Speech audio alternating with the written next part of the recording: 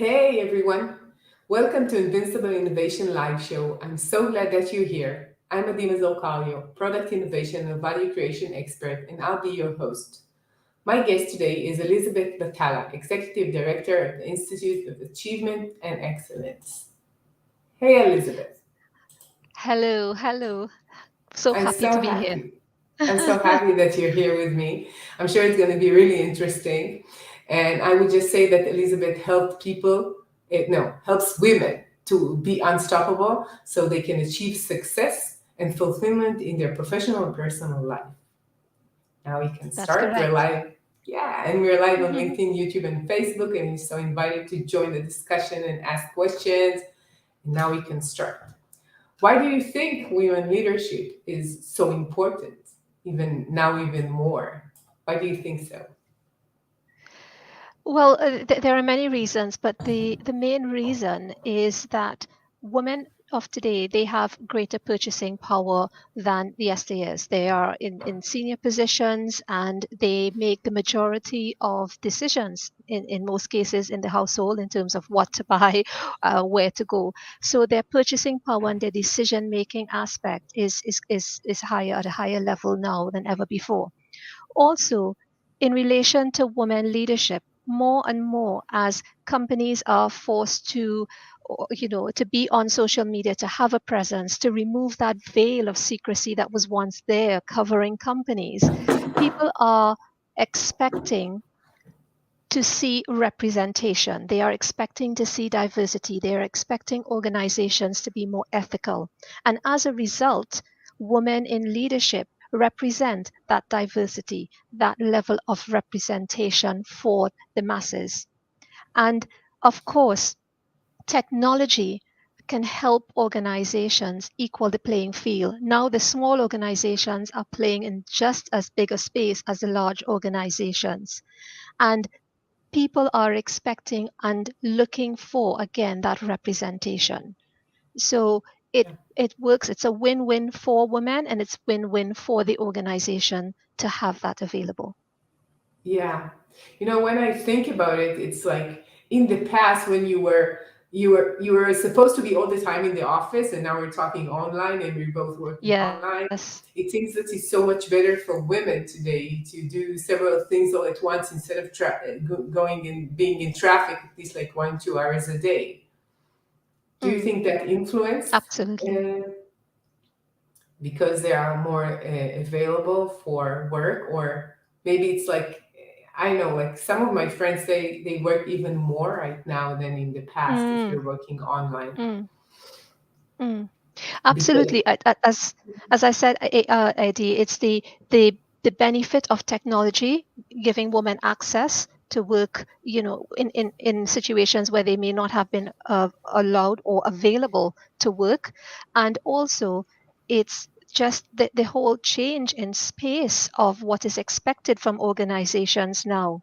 Um, in terms of the representation, that is a big factor, and organizations are realizing that having a diverse team is actually a benefit to them in terms of profitability, in terms of generating ideas, in terms of just connecting with clients and customers. It's truly a win-win situation for why the importance of recognizing that women bring a different dynamic to the leadership table. yeah, what you said about that women are the purchasing power. This is what I think, that either than electronics, maybe, and maybe a car, I'm not sure. Other than these two, I guess that women would be the one to decide, especially if it's something like presents or clothing or something from the house. I guess it will be women who do that. Mm, And it seems that companies are trying to be more and more aware of their customers. In order to do that, they need people within the company to really understand that too. mhm, It's not enough to just go and ask these women, what do you think? And then a group of men would be the one to decide in the end, right? mhm. As someone who's coming Absolutely. from, yeah, and as someone who's coming from design, I'm so aware of it that most of the decision makers are men, actually. Mm-hmm. And it's not like they're not smart enough, and it's not like they're not willing to share the decision making. I think that they're just seeing the world a bit differently than women, and in order to just understand them, they need a woman there to help them to do so, Mm-hmm. I guess. Yes. What do you think would make a change in the way that C-level and leadership perceive women in their like company? What would make a change? It depends on quite a few factors. To ignite change means almost accepting that diversity and the contribution that women can make and the benefits of having women in leadership roles is here to stay. It's not a trend. It's not a passing phase. I mean, how many times have we seen where a diversity badge has been handed to someone to do as part of their role in addition to their role, not taken Yeah, seriously as an actual role. I'm not saying all companies, but I'm saying there are many organizations who see it as an addition, an add on, something that they need to tolerate. And it's reflected in a checkbox in their policies, or it's reflected in a couple of posts on social media or a statement on their website. The thing is, organizations, and these are based on studies, are 70% more likely to tap into new markets with a diverse leadership team. They are 45% more likely to experience growth. These are big numbers. These are huge numbers for organizations. And an organization that doesn't recognize that this is not a trend, it's here to stay, and there's genuine benefit from having diverse leadership teams, they will struggle because the the present generation, they are about engagement, they are about representation, they are about authenticity, and they expect that from the organizations they purchase from as well. yeah. And they decide where they want to work for. It's like in the Yes. past, I think that maybe our parents, they were less aware, like we'll find a good place to just work for 30 years, and then we'll go to pension wherever, and that's it. Mm, And I think mm, that the current young people entering their like starting their career, actually, they are very aware of where they're going to put their time, resources, and talents, and they are asking questions about these companies, and they really want to know. It's not enough for them to get a salary and to be comfortable and convenient. They want to know where they invest their time. And I think that especially in Israel, you see it a lot in mhm, technology companies, that they're trying to attract talent and to retain talent. And mhm. and people are really aware of what's going on in these companies, and if they are like the right place to work for. Absolutely, absolutely. And, I would say to leaders out there, look at the whole process. Look at your process from beginning to end, meaning from induction all the way to exit. What can you do? There are many organizations where there is no sponsorship programs for females, there is no mentorship programs, there is no assistance. Even the way sometimes a job is advertised, it's advertised, the wording, the structure, the requirements, the demands, is structured for predominantly a male candidate. And I am challenging organizations to redress this and look at this in the context of the benefit of, again, having that diverse leadership team on board. Yeah, I saw, I think like 2 months ago, there was a research, and they went and looked in ads for new employment Mm-hmm. ads, and they looked for what are the words of descriptive words they are using in order to find the right candidate. And they looked for all the ads for Amazon new careers, all the ads for, I don't know, Facebook, whatever, and they took the words, and the words were very it was like a very manly word, like powerful, fast to deliver, the words were very strong, like a warlike situation, working Mm, under stress, all these words. And it seems that they are not aware that it could be a bit intimidating for women for women mm, in general to go to these kinds of positions, because when they see that, they're saying, okay, what does that mean for me to mm-hmm, be available all the time and work under mm-hmm, stress all the time? Is it like what mm-hmm. I want, or is it like what I need? Like, it doesn't make sense to women in many cases. Absolutely. And women can be powerful and women can work under stress, but as you rightfully said, it's how it's phrased. It's phrased in relation to support the male psyche, and women will see a position like that, and even though they are qualified, in some cases, I dare say even more qualified, they may not apply for that role. And another study showed that 65% of women lack the confidence to put themselves forward for roles like that, and other studies even higher, that percentage is even higher. And it begs to understand why it is in these modern times that there is not that support and that representation. And again, if one looks at the process within an organization, on many occasions it's really just discussions, lack of action, perhaps lack of understanding, perhaps even lack of awareness. I don't believe a company sets out to be unethical. I don't believe that people and men are bad in any way at all, or form or fashion, but it's to raise the awareness that this has an impact, or these things have an impact on the way women perceive and receive that information. Yeah. It's not that I think that some of the male leaders are bad, but sometimes they are so aware of their own capabilities and therefore they're looking Yeah. for someone who is similar. And they're saying, okay, Yes. I'm so successful, I'm doing decisions so in such a successful way, I would find someone who's similar to me. And it reminds me of a situation 2 years ago, before the pandemic. I was in an innovation summit, and one of the people of the attendees in one of my workshops, he came from a big manufacturer from Germany. And he said that in the board meetings discussing where would they place their new plants, sometimes he heard that the top of the, like, I think it's not the CEO, it's even the owner. And he's like an old guy and very aware, very successful guy. And he said that they should decide on a place that doesn't require by law to have women in the sea level. And this Mm, is, was what, one of his points on where to discuss, where to locate their new manufacturing facility. yes. And when I thought about it, other than the fact that someone who's more old has more old-fashioned views, I guess, I think it's related to the fact that he's so sure of himself.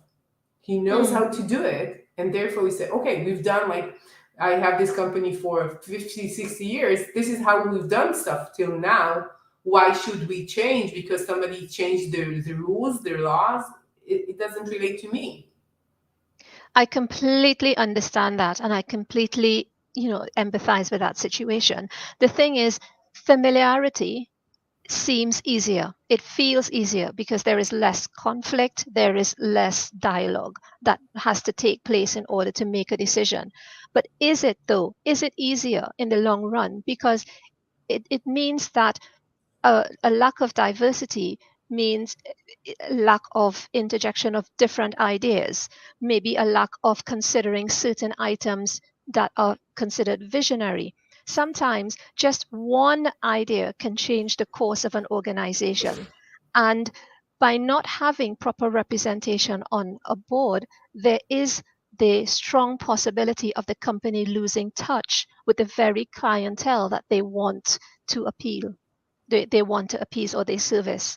And I am not saying that having a female on the board or a diverse person on the board is the solution. I am saying it is part of the solution in driving a company forward and for the company benefiting from all that it has to offer, because companies are now playing in a more global space. They are servicing different ethnicities, they're servicing different genders, they're servicing different lifestyles, depending of course on their products, but generally they're reaching a global audience. And a global audience wants to see global representation. Yeah, Yeah, so it makes sense. It's related to diversity in general, not only mhm, regarding women. And yeah, more than that, I think that women have the ability to empathize with people, so they understand how would they see it and how would they perceive a new product maybe that will go to the market, and maybe even listen differently than men. mhm, Sometimes it's like over like arching everything, but I guess that women see different things differently because just because their life are so like life experience are so different than men, and they are more aware of things that men would not even consider sometimes, right? absolutely. So I know that you teach women to overcome these obstacles, and I know that you have 9 life areas that you teach women in Yeah, order to succeed. So tell me more about that. of course. So I founded the Institute for Achievement and Excellence because in my 30 plus career in corporate and in predominantly male dominated environments, I kept interacting with women and I kept hearing the same concerns, the same questions, the same doubts, the same fears. Also, even lecturing at universities and colleges, I kept hearing the graduates complain about the same things. And I felt that I needed to create something that answered these questions and that helped women to navigate the space that I fortunately successfully navigated along my path, my career path. It wasn't easy. I didn't always get it right, but I learned a lot along the way. And I realized that all of these concerns and questions fell into one of 9 life buckets, as I call them. So the 9 life buckets really makes up a framework. The framework is called the 3 forces in achieving excellence. And it's all about showing up at your best, not perfection, because perfection can be elusive and it's Yeah. usually not attainable. I am not talking about perfection. I am talking about a woman doing the best that she can with the resources that she has and the time that she has to do it in. And how that is done is I looked and I was able to help these women by looking at the 3 forces. Each of the 3 forces contain 3 life cycles.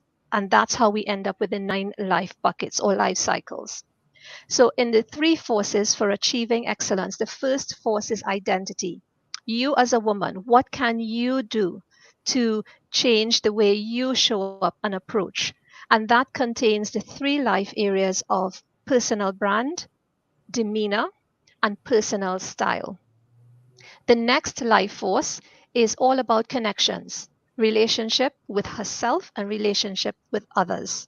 And I look at physical, mental, and emotional health and awareness. And then finally, the third life force is status. And that looks at the 3 life areas of her profession or business. How can she navigate that space successfully? How can she manage her finances? And what does she need to do to prepare and secure her outlook on the future? So that's how we end up with those 9 life areas. They are based on the 3 forces of achieving excellence. I'm very interested about the second one that you taught, because in Uh-huh. many cases, when you're talking about business, we're talking Mm-hmm. about financial capabilities and the way that we are perceived by others and the way that we present ourselves. But we're not Mm-hmm. talking about mental and physical health because it's like Mm-hmm. it's like a separate situation, not related to our career in many cases. Although we Oh, do know that it is so important. So tell me, what yes. are the barriers or issues that women are addressing in these like specific topic? And these specific topics, you mean mental, emotional, and Yeah, physical. yeah, yeah. Sure, sure. So in these topics, oh, there are there's so many things in there. It's truly a holistic way for women to level up. And in those 3 areas, I look at there are many things. So like in the physical area, I look at things like nutrition. I look at things like movement. I don't necessarily call it exercise. It's about moving the body, about taking adequate breaks, posture, all of these type of things. Understanding the different types of diseases that fundamentally women should know about. Understanding the way hormones take priority, like for instance, when a woman goes through menopause, that has a massive effect on a woman's output. um, in terms of mental health, I look at different things like meditation, mindfulness, self-suggestion. I look at routines. What can benefit someone to do in the morning, in the afternoon, at night.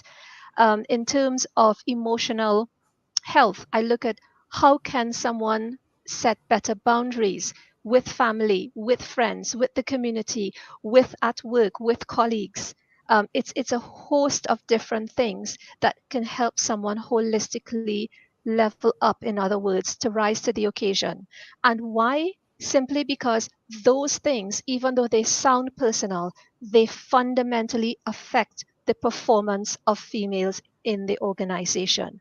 Fundamentally. And that's why it's important, because it's not only the responsibility of the organization. The organization has a certain degree of responsibility, but so does the woman. She has responsibility for taking control over the areas of her life that she has control over, and ensuring that she shows up to the best of her ability. So there is no argument that she is not the right person for that job.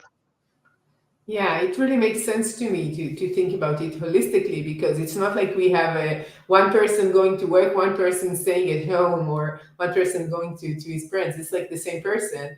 But I think that most women, when they think about career, they would think about the way they present themselves, speaking in front of an audience, things that are required to be a businesswoman, okay, to work as a woman in a manly company in most cases.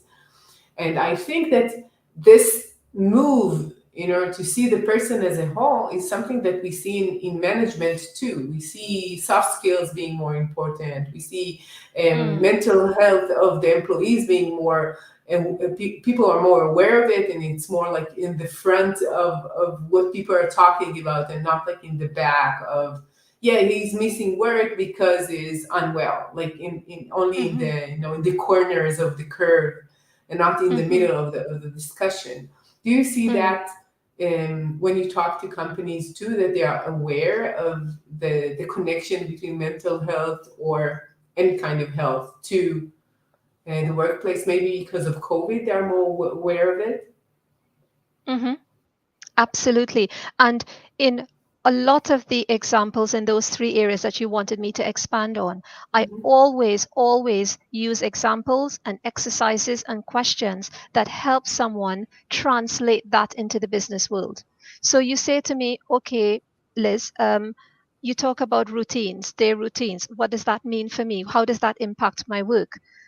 Basically, the mind dips after lunch. So if you are doing a job where you're sitting at a desk all day long and you have a strategic meeting after lunch, it makes sense to go out for a quick walk because it gets things moving. Because once we sit for more than 30 minutes continuously, our metabolism goes down. And with that, there is an issue in terms of thinking, coming up with quick ideas, um, being creative.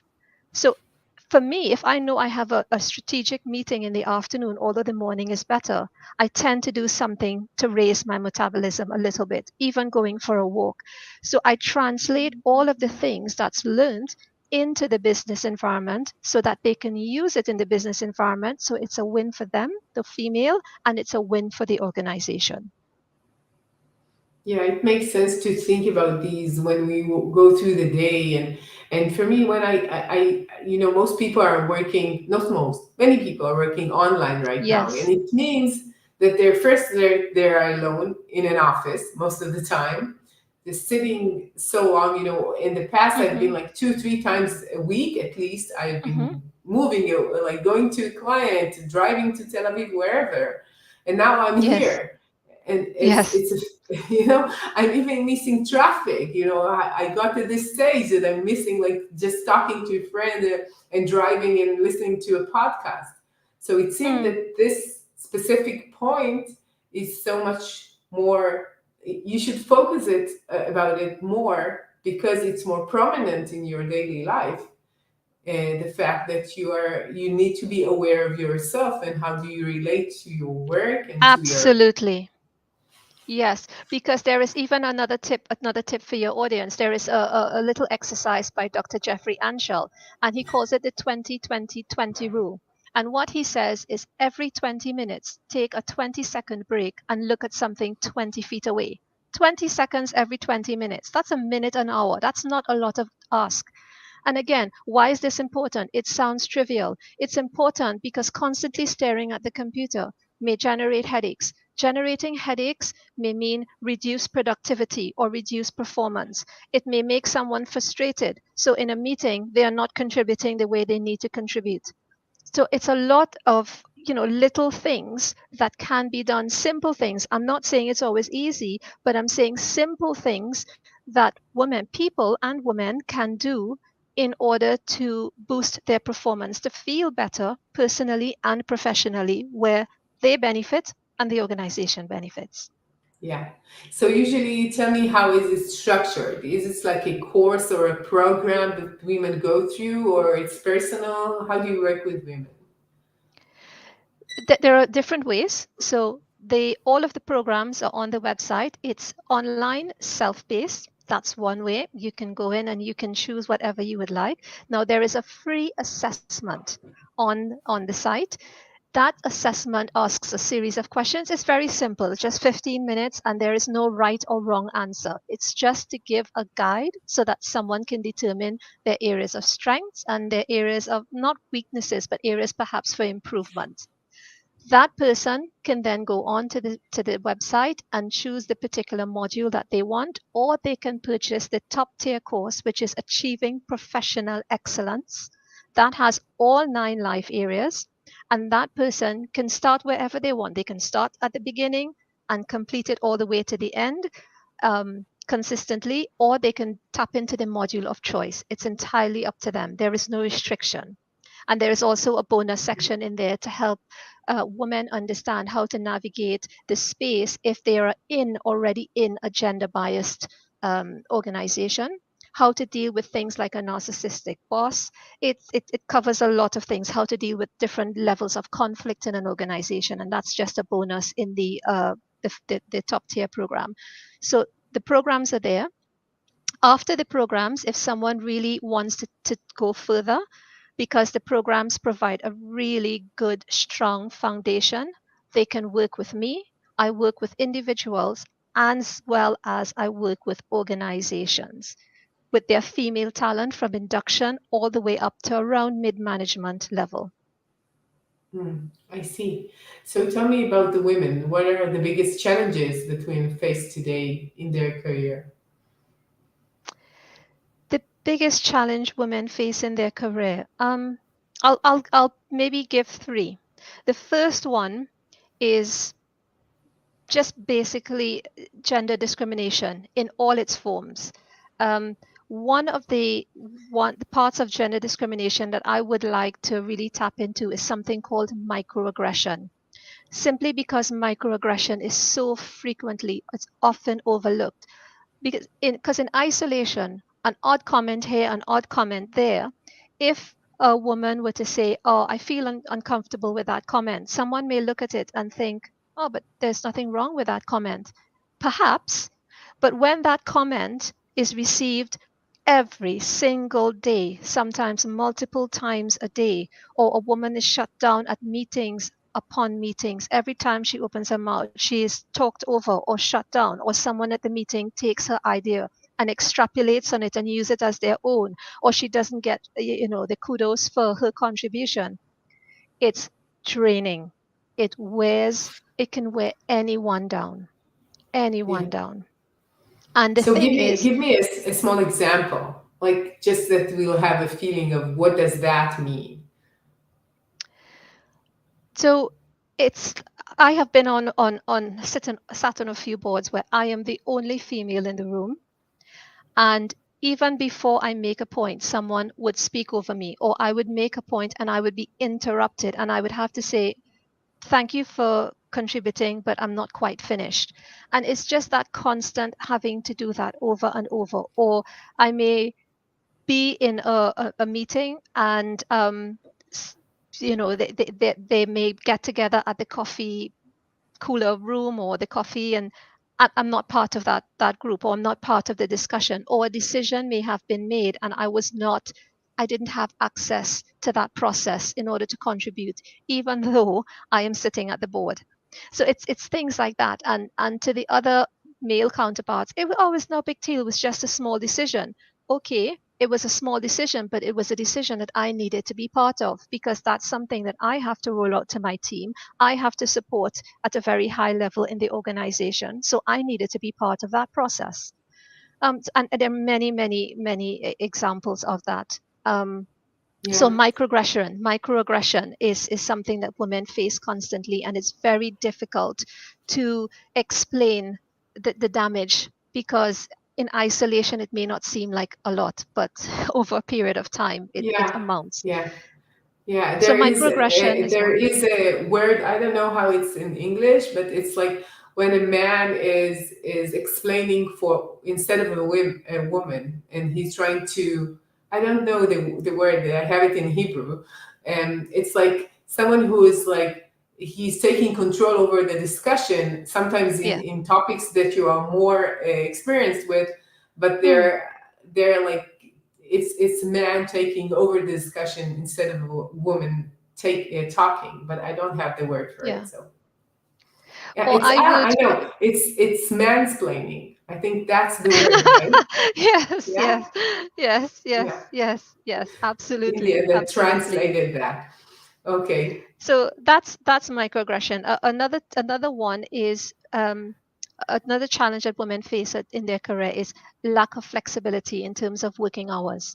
Many women, they are still the one who does a lot of the responsibilities for the childcare, for raising children. Many women also at a stage, an age where they take care of elderly parents, or they are going through menopause, or for many women, their monthly cycle, the first day or the first couple of days, they're in a mess because they're in constant pain and it's quite uncomfortable.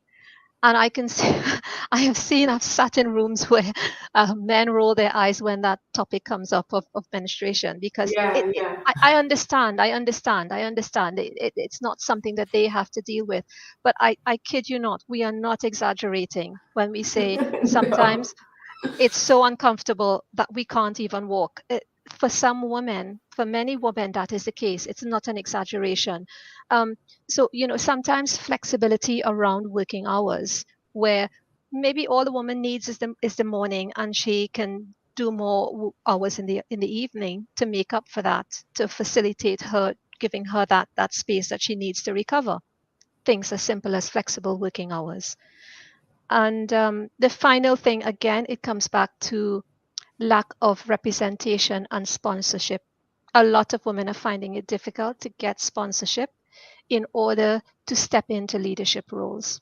And those tend to be the top three I have noticed. Yeah, I was in like I think like 5 years ago. I went to a conference for women in tech, and it was in Microsoft, and everyone there were women more or less my age, a bit like younger or my age, and a man sat next to me, and I said like, why are you here? We're like all women, and it was like a bit weird. And then he was called to the stage, and apparently he was the head of the CEO of Microsoft Israel, something like that. And he said that he came in order to just explain how important it is, as he sees that, and that women need to be more part of the decision making in the C level, and they're so aware of the need to help women to get there and to give them the sponsorship and the mentorship in order to get there. And then he mentioned something, it was before COVID, and I never thought about it. He said, like, we have two main like areas or buildings that we're in. It's like a few. It's like a small area for a few buildings for Microsoft in Israel. And he said that one of the things that they are considering is to build many small places for Microsoft, so women could get there much more easily. Because right now, Mm. like going and being in traffic jams to Tel Aviv could be 2 hours, 1.5 hour each Yes. direction. And for a woman who needs to be more or less like 9 hours at least in the office, and they have kids, and they need to place them in the kindergarten or in school, and then come and take them at 5, it wouldn't work. It just doesn't Mm. work when you sum up the numbers, right? So just being aware. And right now we have more online, but it's not like not everybody could do their work online, of course. But just being aware of what does it mean to be a mother. And in Israel, you have lots of kids. It's not like we don't have one kid and you say, okay, 4 or 5 years, done. No, right? Yes. So just being Yes. aware is so important. Absolutely. And again, I'm not saying that there are great men out there. I'm not saying that men aren't great. I'm not saying that companies are not doing their best. I'm saying that more can be done. Awareness need to be raised, both for the woman and the company. The company needs to up their game. The woman need to do the same. It's a dual responsibility. But this is the whole idea of raising the awareness that these things need to come to the forefront. It is not a trend, it is something that is here to stay. And if organizations want to survive, if women want to sit at leadership tables, these are all of the things that need to be taken into account. Yeah. One of the things that when I talk to students, sometimes I talk to women students before they start their career, and I give them like a small like lecture and we talk. And one of the things that I'm telling them is that they need to be aware of their talents and skills when they come to a discussion, especially when Hmm. they're going to a new position interview and they're Hmm. interviewed. And sometimes they come from, we don't know that, we need to do the job. We're not like a bit apologetic in a way, Hmm. instead of just Hmm. knowing what they're worth. Like women in general are more educated in the world. Women in general, they get higher grades. Even in STEM studies, they're better. There are some like these geniuses in the end of the curve that are men sometimes, but in general, women are better. And when they come to this new game, which is their career, to the company that they need to work for, they're not aware of it. And sometimes they don't even know what is the right salary that they need to ask for. And because they don't Hmm. know how to do the negotiation, and negotiation about money is a very manly, non-feminine thing, they're Yes. starting in a very bad situation afterwards. Just to cover that afterwards is so hard. It could take years in order to get to a salary Hmm. that men started Hmm. with a few years Hmm. ago. Yes, because men have the head start. Remember, in our grandparents' time or parents' time, the men were the ones who work, so they are accustomed to that space, and obviously their whole demeanor is built for that. It's built for goal-oriented setting. And I'm not saying that there aren't women who can't achieve that. That's not what I'm saying.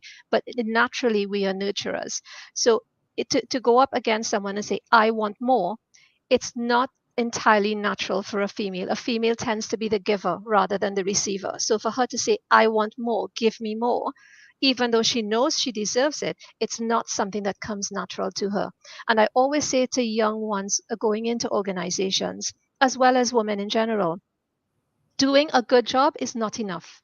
It's not enough. People have to recognize that you're doing a good job. Go on LinkedIn. I'm not saying to be arrogant, I'm saying to promote yourself. Let the world know that you have done a good job. You have won an award. You have contributed. You have been creative, and show evidence of it. Because men do it. They do it. They broadcast from the hilltops when they achieve something. What do? Yeah. We stay in the background. So even though that has been achieved, no one knows it. And if no one knows it, how can someone decide or look at your portfolio and think this is the person for the role? So again, it's not about arrogance, but it's about showcasing yourself, doing what it takes to raise your professional profile. in an organization, because just doing good work and sitting back and waiting for something to happen, it's not going to happen, or very Yeah. rarely would it happen. Yeah, I think that women in many cases they think because they're doing a very good dedicated work, they think it's No. enough, but actually nobody would come and it's like you're not a victim here. Mm, You're the one who's calling the shots, and therefore you need to be more proactive and do what needs to be done. Although you don't like politics, although it's so hard to go and talk about yourself, although in some cases it makes sense because you will get more pushbacks than a man would, right? If mm. somebody would say like, if she they wouldn't say she's so assertive, they would use a different word in order to Yes, describe that, right? yes, yes. So you need to be aware that's the games. It's like these are the rules for the game, and it's not against you. It's not that your boss is not appreciating you, right? Mm, Which I think that I hear a lot. Like they're not appreciating my work. They're not appreciating me as a person. They're not appreciating my professional capabilities. And it's like not understanding like the negotiation, the navigating of this like domain of politics within the company or mm, something like that, right? mm. Yes, absolutely. And I always say, and again, I say to women in general, who, when someone says to me, I don't want to get involved in the politics, by being in the work environment, you are involved in the politics. Understand that an organization has rules that they speak about, and they also have unspoken rules. It is your responsibility to understand those rules. Now, what is the benefit for someone understanding those rules? Because when a female or woman or a person, but we're speaking about women here, when you understand the rules of the game, the way the game is played, you can decide how far to bend those rules. If they can be bent, can they be broken? If so, when, where, how? Or are these rules not in your favor and therefore you need to walk away from it? By understanding the rules of the game, you have the power to decide whether you play and how you play. But you need to understand the rules of the game, both spoken and unspoken, simply because no matter where you go, no matter what level of the organization you are in, by being in the work environment, you are playing the rules. You are Yeah, you are playing that political game. yeah. So I that's think just something to bear in yeah. mind. Yeah, I think that women are trying to avoid any kind of conflict whenever they Yes. can, right? And sometimes it's like, Israel is a very. Have you been to Israel in the past, Elizabeth? No, I have not. Not No. yet, anyway. Okay, so Israel is people sometimes people would say that Israelis are rude or they are not polite Hmm. because they're saying everything to your face. You would never hear Hmm. something which is like going around. They would just say it, and there are like two sides to that. One, it's like sometimes it could be a bit offensive because somebody would tell it to your face. On the other side, you're allowed to say whatever you want, and Hmm. it will be okay because people are so aware of yeah, this is how we talk. And I think Hmm. that women should be aware that what you're saying about the communication and about the politics within the company is something that you need to learn, as well as like just to understand that sometimes somebody tells you something and your reaction should be in the way that they perceive it. Like maybe your boss is a male and he thinks that's telling you that you should do that, or whatever, and you say it's a bit offensive, and sometimes it seems that he's not appreciating me again. You should just know how to approach that in a way that it will be Hmm. a negotiation and not like, yeah, they don't understand me, they don't appreciate me, and then just going two three steps back and not really handling that in many cases. Yes. Yes, the thing is, when someone doesn't understand the rules of the game or the rules of communication, and I use the word rules, but it's used in a context, in a light way, everything Mhm. feels personal. So, Yeah, for as an example, one of the things that is covered in the profession part of the program is understanding your boss's management style. If this person is someone who tends to micromanage, Don't go in and give this person your life story. People bosses who have that type of personality tend to respond better to detail. They tend to respond better to statistics, to very direct communication, short, sharp communication, as opposed to a visionary person or collaborative person who responds better to long term vision, to long term commitment, or to team collaboration. So, by understanding the other individual and understanding how to communicate best, you can get their support easier. And why is this important? Because your boss, your manager, is the one who can provide that support, provide resources for you to get your job done and make your job easier. That's one aspect to the rule. Another aspect to the rule is that women, as I said, tend to be nurturers. So they tend to offer their advice. And they offer their advice thinking it's a gift they're giving, there's something they are given. Men do not like unsolicited advice. Most men will take Yeah, advice only when they ask for it. And yeah, this is something that men don't appreciate. And as a female, you are doing what comes naturally, but for them, it's not something that's received well. And then you go away thinking as a woman, but I'm helping. Why is he being like that? yeah, From his perspective, he didn't ask for your help.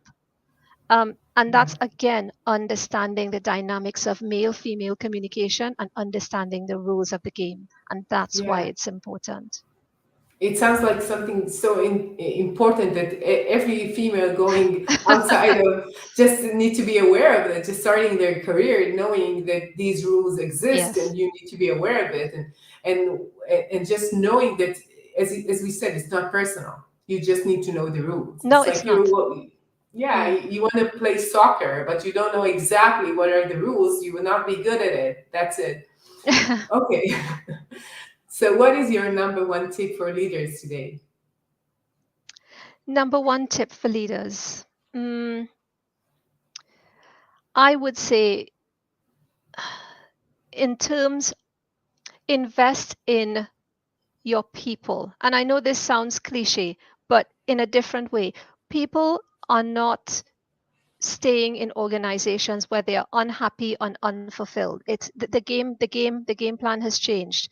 And for leaders to truly leverage the capability of their workforce and to really push the organization in a new direction, they really need to look at how they inspire others. It's no longer just standing up at a podium and saying all the correct words or a fantastic shiny plaque on the wall that has the mission statement.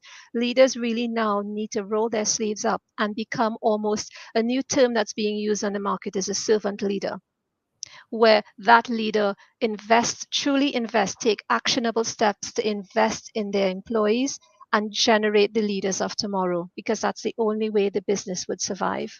And that's the one thing I would say, really put people at the forefront and consider a diverse leadership team, because that will help the company continue to move forward. Yeah, sounds really interesting. So, where could people hear more about your work and contact you? Sure. The easiest way to get in contact with me is via my website, and that's achievement at excellence.com. Let me say that again: achievementandexcellence.com. All one word, and the word and is AND, it's spelled out. So, achievementandexcellence.com. You can go there. All my social handles are there. The free assessment is on there, and you will be able to see all of the courses and programs and a way to contact me from there. Thank you, Elizabeth. It's been a pleasure talking to you. I learned so much. So, thank you. It's my pleasure. Thank you for having me on your show. Yeah. And to all of you like young women out there, I would encourage you to go and learn all these like parts of the program, and I'm sure it will be beneficial for your career wherever you are. And to all of you change makers, thank you for joining us. And if you want to learn more about what I do, go to invisibleinnovation.com. And I'll see you next week with another innovative, insightful talk.